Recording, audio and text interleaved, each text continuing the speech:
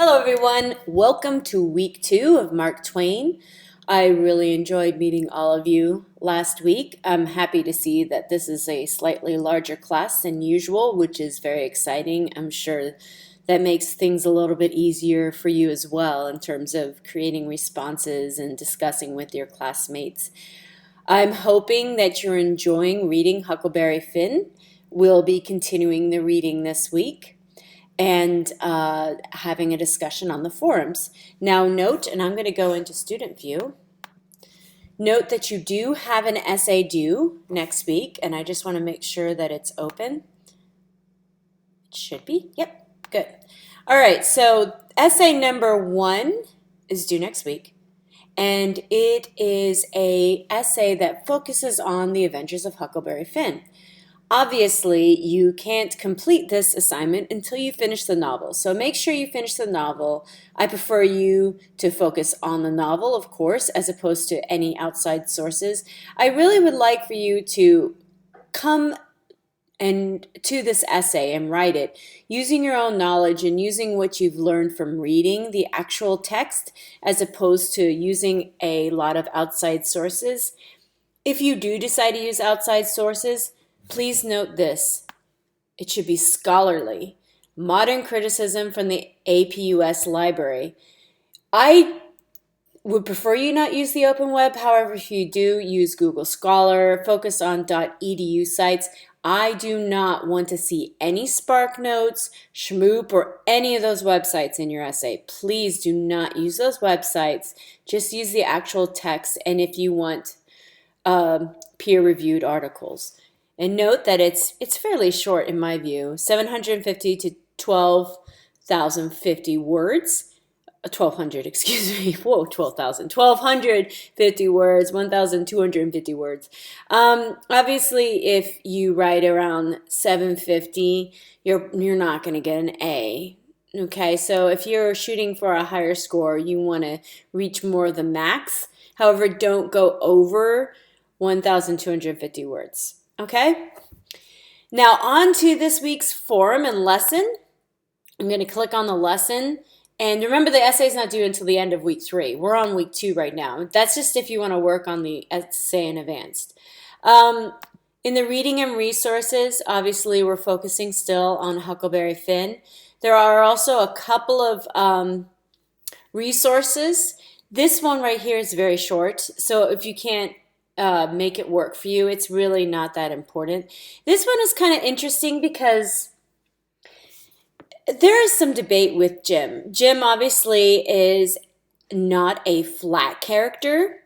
He does have some nuances to him, and he's not a typical, like, he does have emotions. He's not portrayed as a stereotype, perhaps. But Jim also can be seen at times as being not heroic and not portrayed in a positive manner, let's say. And some people do believe that he is stereotypical and that he was not portrayed in a realistic manner. And some people critique Twain's portrayal of Jim as an African American enslaved individual. And this particular NPR discussion raises some of these issues, and it's something for you to consider. And if you find that when you read this work, that's fine. You do not have to read Huckleberry Finn and say to yourself, oh, wow, this is a marvelous masterpiece. If you find Jim's portrayal or even Huckleberry Finn's portrayal problematic, mention that. It's fine. You know, it's debatable. People have been debating his portrayal, and what's interesting about this is that Twain does use an enslaved individual as a main character in a novel, and he is the protagonist along with Huckleberry Finn, which is unusual. However, he may not have portrayed him in the best light, and if you feel that's true, then that's perfectly acceptable, and mention that. I don't mind. I don't expect you to tell me that this is a masterpiece, that this is a wonderful work, that Mark Twain is the perfect writer. You don't have to have those beliefs. You can have your own beliefs about Mark Twain and Huckleberry Finn. Now, I haven't had anyone mention that they're having difficulties pulling up the novel. I like Project Gutenberg. I often use that as a resource to find open source texts. And it's also nice because it does include audio files. So if you're going for a walk or something and you just prefer to listen to the text, that's fine as well.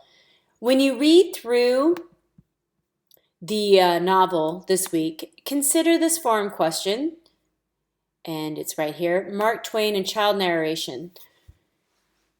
Obviously, we know that Huckleberry Finn deals with adult themes: slavery, child abuse, theft, and some other very adult themes. Even, we'll find out later, death, perhaps. Why then, if Mark Twain is writing about these very adult themes, why does he use Huckleberry Finn as a narrator? Huckleberry Finn is basically like a blank slate. You know, he was not raised in society, really. He was raised outside of society. He basically doesn't really know much about the dealings of society. And so he's coming into society just basically learning as he goes. And so the morality that many in society have, he does not have. So in that respect, think about that as you go through your readings and you decide what you want to focus on for the forum.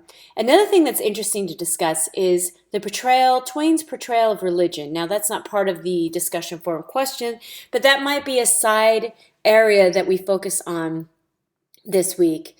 Is people who held slaves were religious, or at least they held religious views.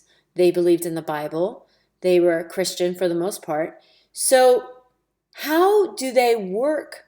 How does that work with slavery? You enslave individuals, and yet you claim to be a Christian. And Mark Twain does pick up on this irony in his novel. And so see about like different aspects within the novel about where he points out this irony with religion and slavery and morality in general. So anyway, I'm looking forward to seeing what you talk about this week. If you have any questions, please let me know. Note that you are required to respond to at least 2 classmates. However, I bet most of you are shooting for a top score. And if you are, you need to do more than that. That's the minimum. I would like to see you work towards the maximum. And I'm not going to tell you exactly what that maximum is. I would imagine that posting 3 to 4 times would be adequate in addition to your initial post.